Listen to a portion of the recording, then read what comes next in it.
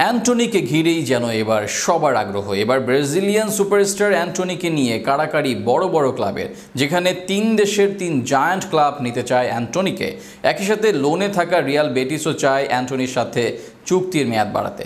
সব মিলিয়ে যেন মার্কেটে চড়া মূল্য অ্যান্টনিকে ঘিরে ট্রান্সফার মার্কেটের উত্তাপকে ঘিরে বিস্তারিত থাকছে প্রতিবেদনায়।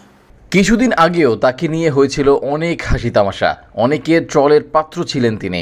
অথচ কয়েক মাসের ব্যবধানে সেই অ্যান্টনি এখন নয়নের মণি। যে অ্যান্টনি ছিলেন তার ক্লাবের গলার কাটা, সেই অ্যান্টনি এখন সবার আগ্রহের কেন্দ্রে।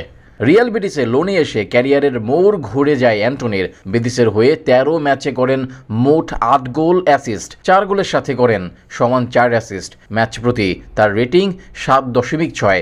এমন অবস্থায় অ্যান্টনিকে নিজেদের ডেরায় রেখে দেওয়ার পক্ষে দলটির মিডফিল্ডার ইস্কো। সেক্ষেত্রে চাঁদা তুলে হলেও তাকে রাখার পক্ষে ইস্কো। তবে শুধু বেটিস নয়, অ্যান্টনিকে নিতে চায় মোট 3 দল। তার মধ্যে সর্বশেষ যুক্ত হয়েছে Atletico Madrid. ATM coach Diego Simeone নিজেদের ডেরায় অ্যান্টনিকে নিতে চায় বলে জানা গিয়েছে।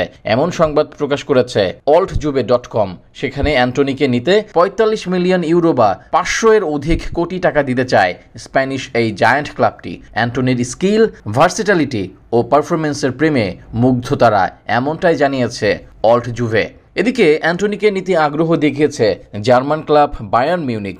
এই মৌসুম শেষে ক্লাব ছাড়ার ঘোষণা থমাস মুলারের। এছাড়া হ্যারি কেনেরও আছে ক্লাব ছাড়ার সম্ভাবনা। সব মিলিয়ে ভার্সেটাইল একজনের খোঁজ করছে বায়ার্ন, আর সেখানেই বাভারিয়ানদের পছন্দ অ্যান্টনি। বিশেষ করে মুলারের রিপ্লেসমেন্ট হিসেবে অ্যান্টনিকে পছন্দ তাদের। এদিকে 25 বছর বয়সী ব্রাজিলিয়ান তারকাকে নিতে চায় রোনালদোর সাবেক ক্লাব জুভেন্টাসও।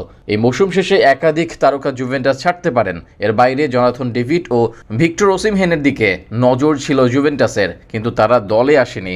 বর্তমানে জুভেন্টাসের আক্রমণ ভাগে ইয়ালদিস ও স্যামুয়েল এমবানগুলার মতো তরুণ মুখ, আর যেখানেই অ্যান্টনিকে দল নিতে চায় তারা। এর আগে আয়াক্স থেকে 95 মিলিয়ন ইউরোতে ম্যানচেস্টার ইউনাইটেডে আসেন অ্যান্টনি। এতদিন যে সিদ্ধান্তকে অনেকেই ভুল বলে দাবি করেন, তবে আরও একবার ট্রান্সফার মার্কেটে ঝড় তুলতে যাচ্ছে অ্যান্টনি। এবার দেখা যাক শেষ পর্যন্ত তাকে দলভুক্ত করে কোন দল। তবে লেগে থাকলে যে সফলতা আসেই, সেটারই উদাহরণ হয়ে থাকলেন অ্যান্টনি।